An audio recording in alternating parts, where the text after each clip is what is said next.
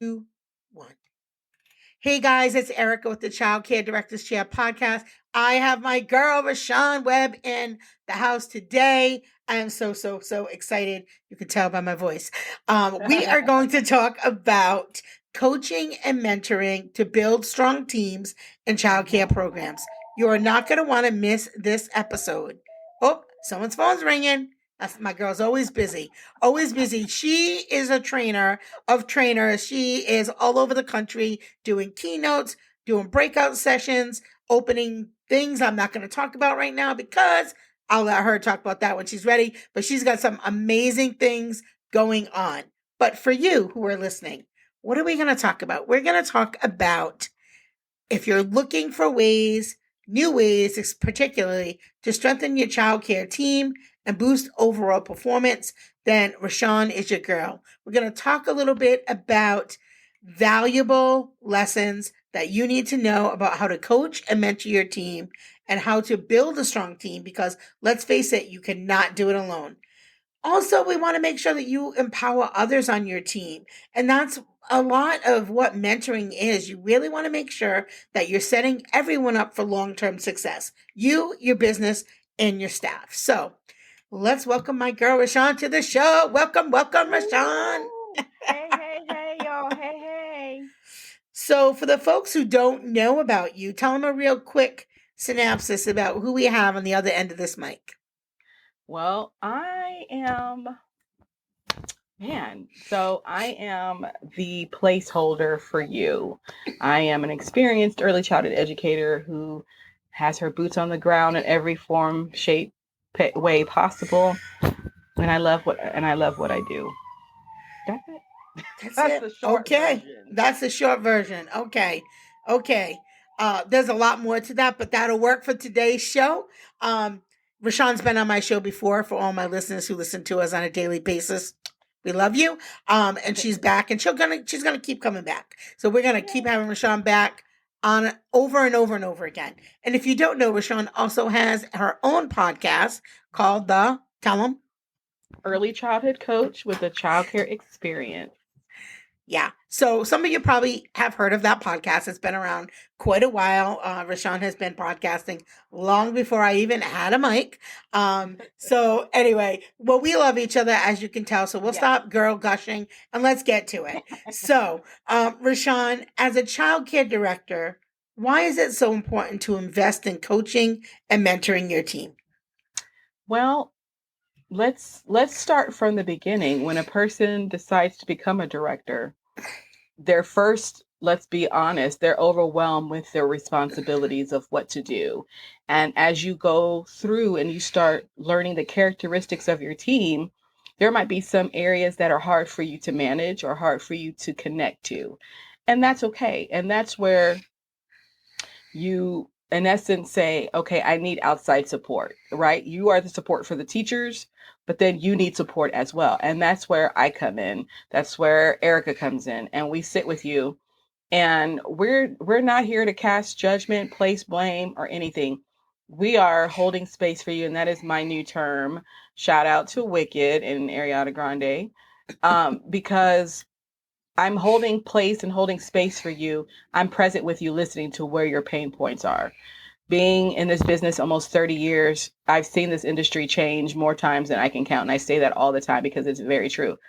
So having a coach come in and actually support you on, I don't know how to reach this person. I don't know how to talk to this person. I don't know how to get them to come out of their shell. That's what we do.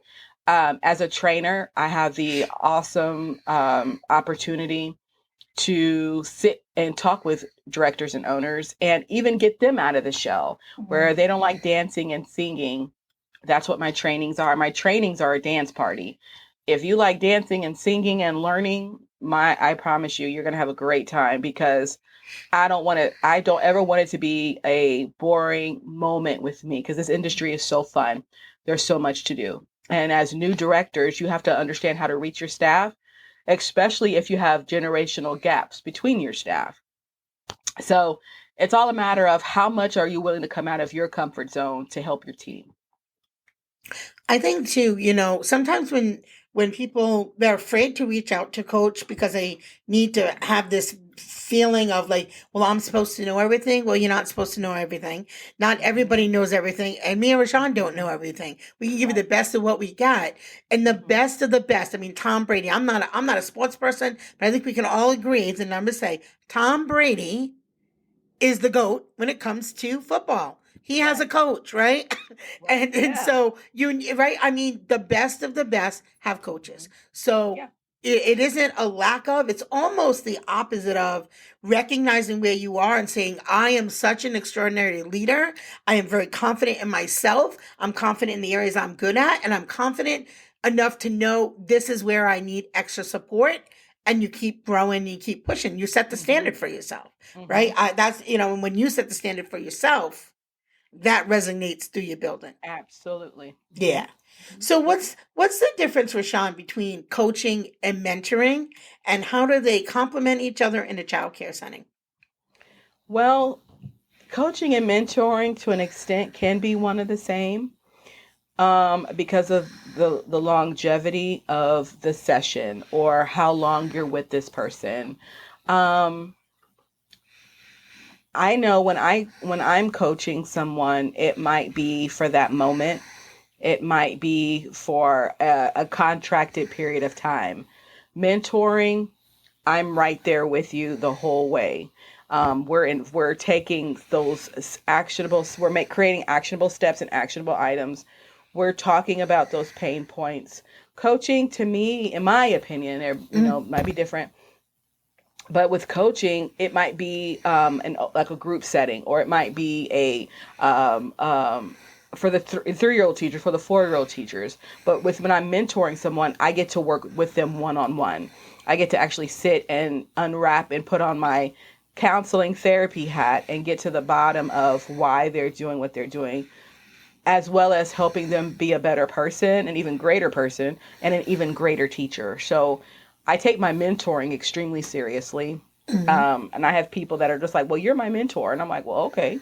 And Yeah. they're calling and asking questions and on other things, on a number of things. But then I have those that are like, I want you to be my coach. Okay, well, we're going to be here for this length of time. This is the price, and whatever you need within this price point, it's 100% yours. So it just all depends on what you want, Yeah. because they could be simultaneously, or they could be something completely separate. And I think when directors reach out to find a coach or a mentor, I think it's really important that they know what questions to ask too, because Hmm.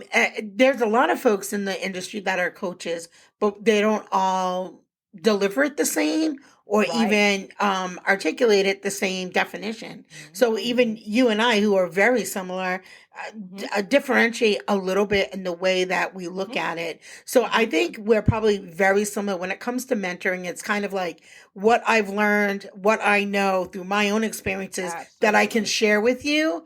But when I do coaching with folks, I'm really, really dialed in on helping them solve their own problems, if that Yep. makes sense, and Yes. really focused on them. Like, Yes. instead of me solving Absolutely. their problems. So I think when it's mentorship, it's like, well, here's what I think you should do. But when I Hmm. coach, it's more like, well, what do you think you should do? Yeah. And You so for know? me, I end up doing both. Yeah. I end up giving, because I have stories for days, and I I end bet. up doing stories. So, but I do with my mentoring, with both. I mean, for me, I guess for me it's the same. I don't ever differentiate like most people would, because I'm always asking them like, "Hey, what do you think? What would you do?" Like, I want them to be present in the Mm-hmm. session, Mm-hmm. asking questions, and I want to be able to ask them questions and get an answer. I said, because when I leave, Yes. you should be able to follow through on everything we talked about. That You right should there. be able to, and all of my sessions have always been immediate actionable items. I don't give you anything that you got to wait 6 months or 2 weeks or a Mm-hmm. day. Mm-hmm. No, it's like you can do these things right now. And I attributed that to the fact that we are blessed enough to own a program as well as be a coach and a trainer. So you and I both get to step in, work our magic, step out, right? And Mm-hmm. a lot of our content comes from what we do with our own staff Yeah. and what we see, from other people. Because we can't do these things with our staff and then teach you something different because that makes Mm-hmm. us a hypocrite. Mm-hmm. So a lot of our lab is our Mm-hmm. staff and our program. And Mm-hmm. so I'm very big on you should be able to do these things when I'm not here. You should be able to do these things when I am here. Yeah. Hmm. Yeah, and I Hmm. think very similarly when I am coaching folks, and I want the listeners, I want you guys to think, because this isn't really about me and Rashaun. It's really about when you're coaching your team. Hmm. Are you helping them build the skills so that they can start to problem solve for themselves? Can they start to, because no one knows you better than you know yourself. So you know That's what the right. things are that you want to happen. You know your Hmm. capabilities. So Hmm. really having somebody just guide you and help you find that within yourself, so that Yeah. way you can do that on your own and make these decisions and ask yourself, what do I really want? What do I think I should be doing here? Yeah. Or where am I Yeah. really lacking and where do I really need help? Yeah. Yeah. Yeah, I'll go a step further yeah. to, you know me, I step on toes. Step away. So my first question would be, as a leader, are you teachable? Hmm. Because sometimes you're going to be called to the carpet and you're going to get offended. Hmm. And it's not like it's intentional, like, like who do they think they are coming to my program telling me? And then I was like, no, it's not that. But you have people we're industry leaders because we were in the classroom. I started as a floater at the age of 16, going to high school, working in a childcare center after school, getting out early, going to work. And I've been doing that. I'll tell my age. I'm getting ready to turn 43 in March. So I've done the groundwork. I've done and as the children progress, as their behavior increases, as the staff, their work ethic changes and progress and digress in certain capacities. As an owner, I have to keep up with that, not to change my policy, but to keep my pulse on when my staff start changing. And if I am not paying attention, I'm going to have a whole coup going on and I have no idea when my staff, start acting out or acting up or don't show up. So as a leader, you've got to make sure that you're teachable for someone to come in and say, this whole operation is out of order. And you should be able to just take it and be like, that's why we called you, because I don't know what I'm doing, or I don't have the support. The second thing I will say in conjunction to what Erica said was, you have to realize I messed up. I've had to tell my staff I'm sorry a few times where I was off doing other things because people needed me. My staff went through things, and not that I neglected them, but because other people needed my help. Well, I didn't realize what was going on, or I didn't think it was that bad. And so there are Yeah, times when you're going to have to say, I'm sorry for making poor decisions that's going to affect how someone feels about work. A coach comes in and helps bridge those together. I've done coaching sessions where I had everybody crying, not because I said something rude, but because they realized that their system within their culture of their program was sure. toxic and broken. Yeah, And, that's when the coach comes in, not the mentor. The coach comes in and heals. And it's like, okay, let's figure out how do we get everything back on an even plane. Let's get back to the foundation of why we're here. Let's get back to the foundation of why you chose to work here. So you as a leader, if you're struggling right now, to make it work with your team, they're not getting along. They're not getting you. They're not, for lack of a better word, obeying you, or they don't respect your authority. You need to find out what's wrong. Number one, you need to call me because those are the people I love to deal with. And number two, we need to figure out, what have you done? What if you did anything that has caused that rift between your staff? Because your workers represent you. And if you don't have any workers, you don't have a team, you don't have a program. A lot of owners forget that part. yeah. Um, can you explain? We had talked a little bit about skills. Can you explain how coaching helps improve individual skills while mentoring focuses more on long-term professional growth? Oh, girl, you have to break that down. All Uh, right. Do the first one. Can you explain how coaching helps improve those individual skills? We talked about it, okay. but let's Okay. go a little bit Yeah. deeper. How? Okay. How does it? So As a leader, I hire individuals, and there's something about them that resonated with me in their interview. And so I'm like, cool, okay, my team needs that character. My team needs that essence that can make us greater, makes us better. And I bring them on board. Okay, now I notice there's a flaw. So what can we do to massage that flaw for that flaw to blossom into a flower? You're going to have people that their work ethic are different, but yet they have some other qualities that are great. I need to massage that. And some people won't, they don't have the time to do it. And I'm like, well, if you want a team that's going to buy into you, you're going to have to massage those skills that are there because you remember you hired them. Your staff love, the teachers love the kids love this person, the parents love this person. So obviously there's some qualities there that are great, but then there are some qualities that you're like, I don't know. So then, just like we do with our CDA students, we sit with them and go over what are your goals, what are your, what these are the things I've noticed, and you can do that after every 10 days, every 15, every 20 days. Have that check-in, glows and grows. These are some things I see you're doing great at. These are some things that are some things that I want to support you on. You're not downgrading them saying, oh, you're horrible, but these are some things I want to support you on. Have you noticed these things? You can tell somebody they're wrong, but for them to admit, yeah, I know, I have an issue with being on time, or these are pertinent, points of the job. This is something that we can't negotiate with. So it's just sitting down, pulling out of them, like, how can we support you? I see you're good at that. Give a compliment here and there. Hey, let them know I appreciate you. You make this team good, but there's just some areas that we really need to, and sit with them and figure out, okay, this is what we're going to do. This is going to be our developmental plan. If we give a kids a plan, we can do the same for the staff. And it's not a put down. It's, we value you, but I want to help you grow to the best of your ability. Because let's be honest, 15 years ago, we didn't have this. 20 years ago, we didn't have any of this. 30 years ago, none of this. It was the owner, the director, and teachers, and an assistant director. That is it. None of this extra support. So have those conversations to help your staff feel like they're a part of the team and they have a buy-in to your program. Someone believes in me. Someone wants to help me. I don't know how. Their background, their storyline of life didn't afford them to someone to even care.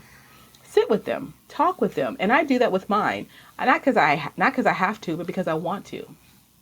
Yeah.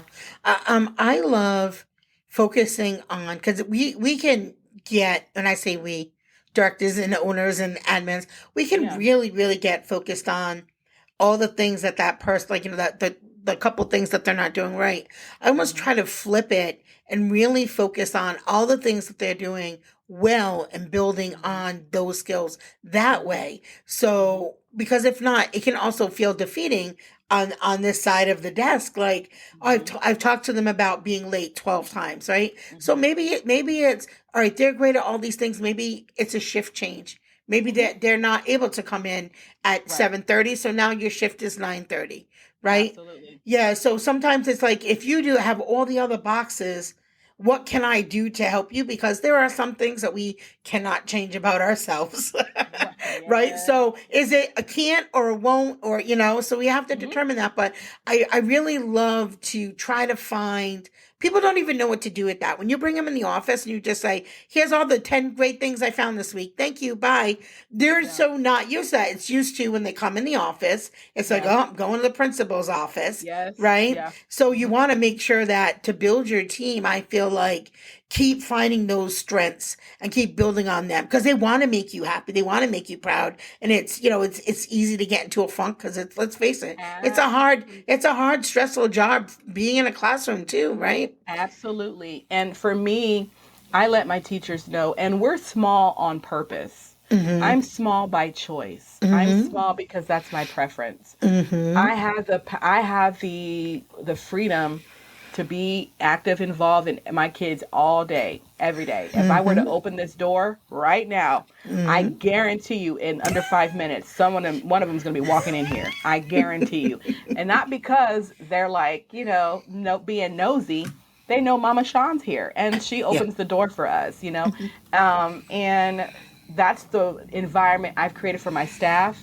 and for my kids and their families. So Mm-hmm. you have to look at, and this is an interesting question. This is an interesting topic because I just did a session Saturday, and to know the lack of support that's going on in these schools is heartbreaking Yeah. because I believe in support. Eric and I both believe in being supportive, not so much of each other as friends, but other owners like you. We've been in it so long. We've done the work. As it changes, we change with it, but we keep some of the foundation because the foundation doesn't change. Yeah. So I'm here for my girls, and they're not. I don't consider them staff like workers. I don't look at them. I Mm-hmm. don't look down to that.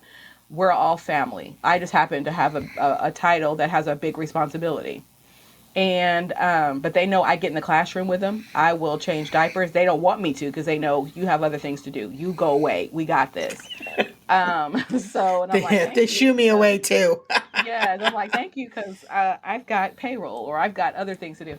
So and it hadn't always been that way. Yeah. Let me back up. It hadn't Yeah. always been like this, Mhm. right? And a lot of hand holding and coddling, and I created monsters, so to speak, and so I had to pay for that. Because I wanted my center, I would do it, or I would this, or I would think that they would do what they're supposed to do. Oh, we have stories that are not healthy, but when we finally removed the toxic people, you have to also know that you might have to remove some people that are dear to you. Mm.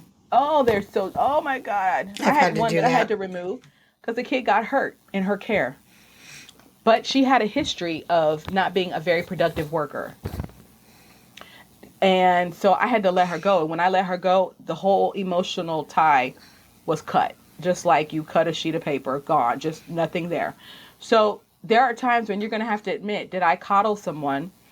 And now I have handicapped their work efforts and their productivity. Did I ignore some things because they're my favorite or because they're close? So you have to look at that. When we talk about supporting, we have to support everybody equally. And don't think, oh, well, they're not going, you don't know what they're going to do until you offer them space, till you offer them an opportunity. And I offer my girls like, hey, you want to be our content creator? Cool. I'll give you a raise. As long as you're doing that, this is what your pay will be. Hey, you want to do I want them to feel a part of the team because when I sit with them and give them bad news, they Mm-hmm. know, okay, I did something wrong to deserve these bad news. I need to do better. Yeah. Hmm. What ways can a childcare director create a mentorship culture that extends beyond just themselves? You and your questions. I love that for us. Okay, so creating a mentorship culture. Yes. Yeah. Okay.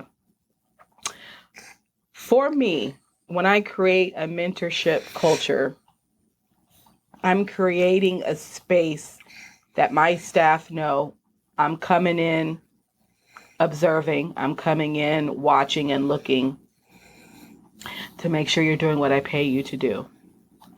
I'm coming in to ask for clarity, ask for honesty, ask for your feedback and transparency on what you're doing.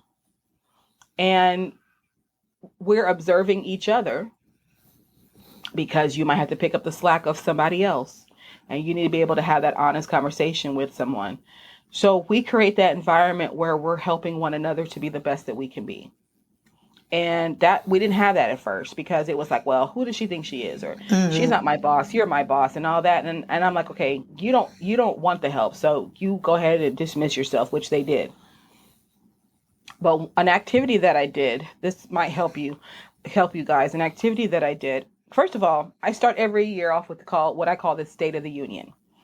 The State of the Union is every expectation I have for the year. Everything that I can think of that we need to talk about, address, whatever. New year, we're going forward. Then, as part of our connector, when we have our staff meetings, is I want you to tell your partner something good that they're doing and something that you feel they need to do better on. The objective is for them to listen, be present, and not not talk or throw out their opinion while that person is telling them something. And that allowed each and everyone, and that I included myself as well. And everyone had great things to say. And then there were times when it's like, I need you to do this. I need you to be more of this. I need you to do better that. And it's not a, well, this is what she said, and how dare she? This is an environment where we're encouraging one another and we're helping everybody see their flaws. And that allows them to see, okay, yeah, I've kind of slacked in that area. Let me do better. So when it's time to do our evaluation or a check-in or our reviews, I'm checking in on, hey, how's it going? What have you been seeing? What have you been noticing about yourself? And that creates a safe space for them to say, I've been doing good. I've been doing bad. Well, what are we going to do better? Just like we do with the kids. So what are we going to do to do better? And that's kind of how I start that. That's how I create that. Yeah. Should I say? Yeah. Mm-hmm. I think it's so important for those of you who are listening today, trying to figure out like, how do I create this mentorship culture? Because you need it to be the culture of your program. It Mm-hmm. doesn't help if somebody comes in and you're mentoring one person, but there's Mm-hmm. 15 people that work there. They can Mm-hmm. really all support each other, and Mm-hmm. getting that feedback, like ReShaun says, really does Absolutely. help you see those blind spots. And Mm-hmm. listening Mm-hmm. is a skill that not a lot of folks have, Yeah. right? Everybody wants to Mm-hmm. talk. If everybody talked, who would listen? And that's my mother-in-law, by the way, who says that. Ah, But you know, 'cause her son is very quiet, and I talk a lot, and we joke around and say, "How did we ever end up married?" And she said, "My dear, if everybody talked, who would listen?" And that was like, oh wow, that was deep. that was Um, very deep. but it's true. So I think sometimes as leaders we do a lot of the talking. We're very used to doing the talking, and so it's important, as you said, to also check yourself and make sure you're doing the listening and putting yourself in that Yeah. circle of getting some feedback. Yeah. Um, Absolutely. yeah. Who else in the program? Well, this is probably kind of the same thing, but who else in the program besides the director can step into coaching and mentoring roles? And how do you even identify potential mentors and coaches? Right? You and Well, I were on the road a lot, yeah. right? But we need to make sure that our teams are still thriving and healthy. If we're out for 2 weeks at a time, how do Mm-hmm. we make sure that we're setting them up? Well, so if your center is big and bad and beautiful enough, and you notice that there's somebody who wants to grow within the company, and they have really shown a lot of tenacity, and they have that amazing buy-in, and they love helping, you can create a position for them. Let's be Mm-hmm. clear, in this profession or this industry, it doesn't have to be just the director, owner, Mm-hmm. assistant director, and teacher and cook. There can be other positions that you yourself as the owner can create because it's your company. So if Mm-hmm. you see that person who's just like, she's such a helping hand, or he's helping, he loves just being there and just being in the moment, and suggestions and offering all these different extra support for the teachers, that could be your coach, that could be your mentor, because their job is to support in the way that you need, not the way that I see. This is Yeah. what you're saying is an issue for you. Now, if it comes time for, this is what I've observed, then we present our observations and our anecdotal notes. Other than that, hey, this is my pain point. How can you help me? Okay, let me step in and figure out how to make this work. A lot of the corporate centers do have curriculum coordinators. They do have curriculum coaches and onboard, all these different extra titles out there that are, and so you could have that, especially if you're a franchise, you can have that for that area or that group, and that's okay. That takes your hands out of it because you're you are training that person to be your eyes and ears with your staff. Their job is strictly Yeah. staff, not all the extra components of the business. They are strictly coaching and supporting staff. Hmm. The nice thing about that, and I'm not a franchise, but the nice thing about that is if you have someone really dialed into a particular position, they can do it really, really, really well. Like if Hmm. my only job was just to onboard staff Yep. Woo, girl, I would. That staff would be the most onboarded staff you ever met Yes. in your life. So it's when you have that economy of scale that you're able to do that and say, this is your lean only, and you're really able Uh-huh. to do it at a high level, but Yes. also in mass quantity, right? Because Mm-hmm. let's face it, those types of centers typically have Mm-hmm. thousands of employees. Oh yeah, yeah, yeah. Yeah, Absolutely. so I couldn't even imagine doing it without having somebody just right in that lane. That's amazing. Yeah. So, what are some of the common challenges you think that directors face when implementing a coaching program? Maybe like there are people like, yeah, this sounds great.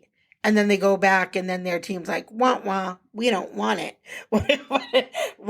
Right? Because people don't like change. They don't And like as soon as change. you start saying we're doing change, or especially change that holds people accountable, especially the ones who have gotten away with not being Mm-hmm. held accountable, Mm-hmm. they're very quick to say, no, I don't like that. I don't like that. As soon as there's some accountability, very detailed, like this is what you're gonna do, here's how we're gonna do it. Yeah.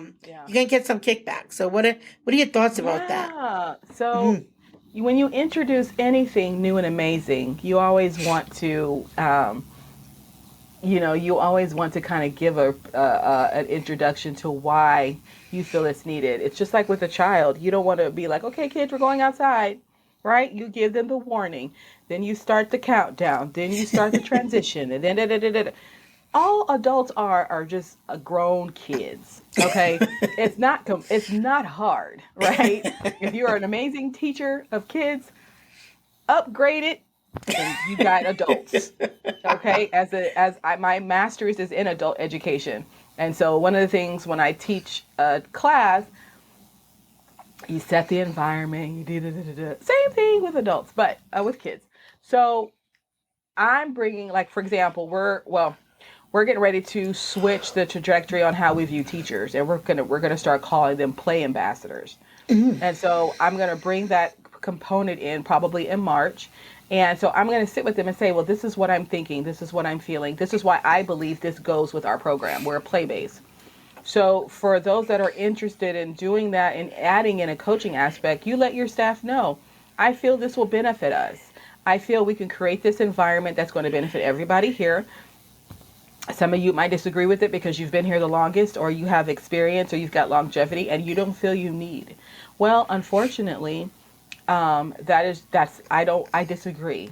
And you're not throwing your power around or your weight around. You're just saying, because this industry is changing, I want to make sure that we're all contributing and we're all being the best version of ourselves. So we're creating a coaching environment here at ABC Learning Center where you get to tap into the best version of yourself as an educator. And that means you're going to have support. You're going to have your coach come in and guide you and help you. We're going to have a whole curriculum, all these other cool little things, and ChatGPT can do that for you. And you're just going to add that into what you want to do and what you want for your program, because it is your program. Nobody will love it more. Nobody will understand it more or appreciate it like you. And Yeah. my staff know this is my baby. You mess this up, I'm gonna mess you up. My staff know that, so they know. Let me, or let me, But they're like, no, we love coming here, and I'm like, cool, let's keep that up. So when introducing that coaching staff, give them reasons why, and if they don't like it, hey, at the end of the day, you can pull rank. This is your company. This is what I think is best, because we need to make sure we're aligned with the core Yeah. values. We're aligned with the vision statement. We're aligned with the mission statement. We all want to be on the same page to be the best quality early learning program in our area. And the only way we can do that is if we sit and we figure out what everybody needs, how everybody wants to grow, your pain points, how do we support the pain points so you can grow? And Mm-hmm. if they're wanting to grow, they're going to tap in. They're not going to they're going to get some flack because people just like to complain. But again, this is your program. They're gonna do that. Okay, kids do that too. I don't want to go. I don't want to go. And once they get going, I don't want to leave. I don't want to leave. Right. So again, Yeah. adults are just big kids.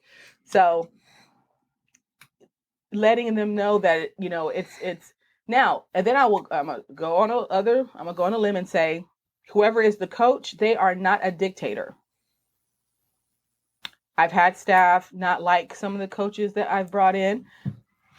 And then I've had staff say, well, we don't like having somebody coach us. Well, this is extra support for you and for me because I can't give you everything I need. So I bring an outsider in. Mm-hmm.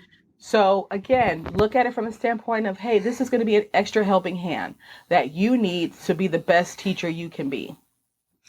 And I think that's why I love you so much because you're so real. Like, I love that you even just said that. Like, there are times that I have to bring someone else in to support my team because I might not be the best person for that job. Mm-hmm. And Mm-hmm. so what that shows your team though is that everybody can be mentored. Like no matter where you are in that poll, we Mm-hmm. all sometimes need mentorship. We all need coaching. And so you lead that by example. You don't just say the words like you're like, okay, we're gonna need some help with this, you know? And Absolutely. yeah, and I love that. And I believe the same. I believe the same. I don't think I have every single thing. I know I'm really good at people. Here's a perfect example. I'm really great at people. I'm Mm-hmm. probably not the best at automation. I'm not. Ooh, I'm not. yeah. I'm not. I know I'm not. Yeah. Right. I'm because I'm so people focused. Like I'm that one who like, all right, there's 20 new customers. I'm not sending a blast email. I'm gonna probably Right. call all 20 of them, or I'm gonna Right. meet them at the door. I'm gonna. Right. But I Right. know a lot of people will just automate that. The one email. Thanks for joining our program. Blah blah blah blah. Signed by a Yeah. bot below. Like I'm not that person. Yeah. Is that the most best use of my time? Some people might say no. I say yes. Mm-hmm. Mm-hmm. I believe But people is the most important part of my program, but everybody yeah, has their own philosophy. and that's because you're making that moment personable. Yeah. And that's a whole nother that's a whole nother issue. Yeah. Do I want to be automated and computerized or do I want that personal touch? In case in point, I just got off the phone with a parent who she was like, I enrolled my daughter here because I thought you were going to be here every day. And she wasn't complaining. I thought you were going to Hmm. be here every day. And da, da. I said, I am here. You just don't see me when you come Hmm. in and when you pick up. But and she's like, well, I love the other girls, but it was you. I said, you're just spoiled. I spoiled you is what I did. She's like, no, you. I said, yes, I did. I Did spoiled you. did you do her tour? Mhm. Girl, if you do their tours, I know that marriage, they fall in love. You're right, you're right, you're right. Man, if Mhm. you do the whoever does the tour with that family, that's who That's they a buy. That's what connection. they're buying into. Mhm. And if Mhm. it isn't you and it's your director, because I have a director, Angela, she does such a great job with tours. They love her. Sometimes they're Yeah. like, where's Angela? I'm like, I can help you too. Right. They're looking for my director, And I which is do a all great the thing. Which is yes, a and I great do thing. all Yeah. of the onboarding for that reason because Yeah. my director can do it, but Mhm. it's nothing like the owner doing it. I might not Yeah. ever see him again. I might not ever talk to him again. But that Right. one connection, and this Yes. parent came and she was like, I'm enrolling sight unseen. Mhm. So, and that's a whole nother thing. If you if you can do it sight unseen, you're Mhm. good. But that's why you Yeah. have social media and your Facebook page and all that. But and so I do for that very reason because I know that if I can do that tour, I find that I can do that phone interview and connect. I find a way to connect with that family. And I found a way to connect with her. Not that it was fake and fraudulent, but because I had an experience. And Yeah. so she was like, Miss Rashaun, I've been through so much and I just want someone where my daughter's gonna be safe. I said, girl, say less. I got you. Mhm. And she fell in love with us and fell in love with the center. And the little girl started a day ago yesterday. And she's like, I love it there. This is exactly what she needed. So you know, I teach my staff, I teach my director the same thing. Like, you're representing me when I'm not here. The parents on board because of what I promised them, and what you Mhm. guys can deliver is exactly what I promised. So there should be no reason why you can't because that connection was made through me, and they've been like, "Yep, we're here because of her." I said, "See, I don't have to. They will tell you, and stuff." So again, when it comes to coaching, that's a part of it too. Like you want your staff to be the very best. You want them to be the very best of who they are, not like some other preschool down the street. No. You want to pull out of them that unique, Mhm. amazing thing that just sets them apart. You hired Yeah. them. So let me find out more about why I hired you. How can Mhm. I use that to benefit my team and make you educator of the year? How do I do that? And then Mhm. when tours come, cool, I want you to shine. You know how to talk. You know how to make people fall in love with you, where they'll say yes to you, and they'll freezing cold outside, and they're gonna say yes to an ice cream. That's Yeah. because there's something about you that is fascinating, and they're just like, this place is it. So, coaching your staff is a benefit because you're pulling those things out of you that you can't do. You can't be everywhere. You can't do everything. Put Yeah. people in place, set people up for success to help you be the very best. Yeah. We know the something. The something is the people. They're Yes, connected. This is a trust business for sure. This is absolutely. a trust Trust and a business. people business. Yes, ma'am. It is. It Hmm. is. So, is there anything that you want to share that I didn't ask you? Well, for the sake of time, Rashaun, because I can go get a cup of tea. We can be here all day. For I the can go sake get of the my coffee back listeners, up. for the I can sake go. of the, for the sake of the listeners, Oh, is there snap, y'all. anything? Okay. Yeah, All is right. there anything in terms of? We're so glad you guys are here with us still. Y'all are like I said on my podcast the other night. I said this is what he and I do. Y'all are just eavesdropping in our Yeah. conversation. So true. But Um. you offered us so much insight on, your perspective of being a coach, your perspective on using coaching, Yeah. maybe a little bit on how people can get started or, challenges they might face. So anything you think we left out? Hmm. Don't be afraid to don't be afraid to hire one. Okay. Like we've given you all these amazing nuggets. Um, don't be afraid to hire one, and don't be afraid to invest in the person you're hiring, Yeah. right? Because they are going to, if they're doing it right. Like if you hire, I'm just gonna put it out there. If you hire Erica and I, we will guarantee you we're gonna do it right. It doesn't matter. I'm in Texas. She's in New England. It don't matter. We're gonna do you right because we are where you are and then some. Yeah. We have done it 10 times, 20 times over. So be that, go ahead, because I know someone is thinking about it. Go ahead and do it. Go Yeah. ahead and do it, and watch your program change, because we're not the kind of owners and trainers and coaches that are not currently doing it, because we are. A lot of people, you'll hire someone and they will not have a center, they will not have a program, they have no idea how to run a classroom, but they will act like they know what they're doing. And those are the people that bother me. So get someone that knows what they're doing. Go ahead and invest. It's okay. You're not going to lose out. What you will lose is staff and customers if you don't. But Yeah. go ahead and take that opportunity to invest in your program, and hire a coach that's not going to nickel and dime you, but Yeah. that are going to do right by you. Yeah. That's great advice. So for the folks that are listening, if you want to learn a little bit more about ReShaun or learn with ReShaun, we are having her come down to the Early Childhood Empowerment Conference this May on the 2nd and 3rd of May in Warwick, Rhode Island. I'll put the link below. I'm hoping she can stay both days, but she got some other special things brewing. ReShaun will be back on the show multiple times this year, telling Yep. us all about her new exciting adventures. But we do hope that you'll reach out, even if you're not quite ready there, not quite there yet. Text the show, send me an email, send her an email. Let's Yeah. start the conversation. But we're here to support you. We know the industry is changing. We know sometimes it's a little scary. Again, I don't know everything, but I will give you 100% the best of what I got, and ReShaun will as well. So as Absolutely. always, guys, remember it's the small details that make a big impact on the success of your childcare business. That's all for now, and as always, have a great day. Bye. Girl, we could talk